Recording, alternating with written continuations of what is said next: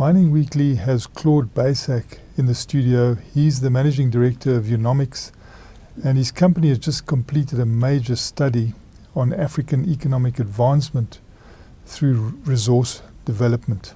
This can be a process rather than a single event, so we'd like to be talking to Claude over time. But let's start with this particular episode. Claude, please give us your insights on the implications for Africa of this latest study.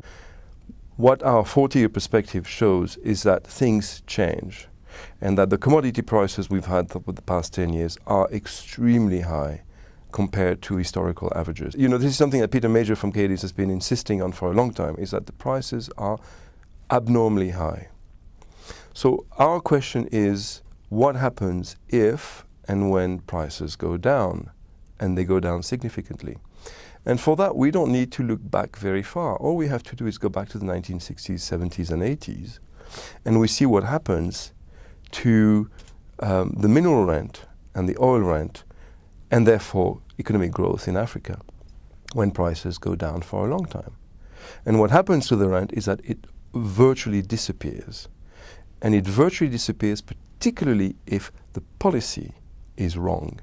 If the policy in terms of ownership, in terms of taxation, in terms of sharing of revenues, in terms of encouraging investment, is far too state-centric, and it is far too anti-markets and private investment.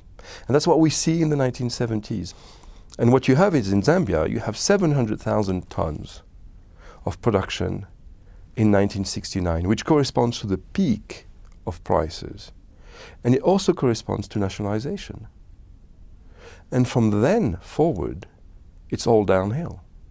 What we see, though, is that the rent goes down in Zambia much further than commodity prices go down. So there's an anomaly, and we've looked into this anomaly, and the anomaly is a product of policy. So bad policy will exaggerate the downtrend of lower prices. Had Zambia managed to continue producing 700,000 tons, 40 years, 1970 to 2010, it would have generated $65 or so billion of mineral rent. Instead, it produced 15 billion of mineral rent.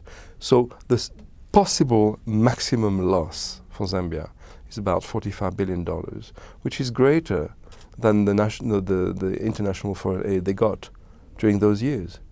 And you take the DRC, and it's the same story. You take Liberia, it's the same story.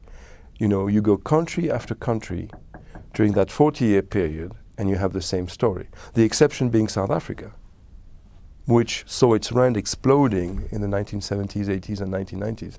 You know, in large part due to the price of gold, but also because there was a policy framework at the time that was pro-private investment. Yes, it was abusive socially and politically, and therefore it was not sustainable. But the question becomes, how do we take the right environment forward where the rent is, you know, properly shared, but, you know, allows production and investment to take place? How do we get that balance, that policy? Yeah.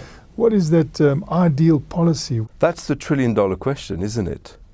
And we certainly don't claim to have the answer. I think that is, for us, the importance of our work, is to get the conversation going about how do we get there. The answer is in the collective body of stakeholder to the industry.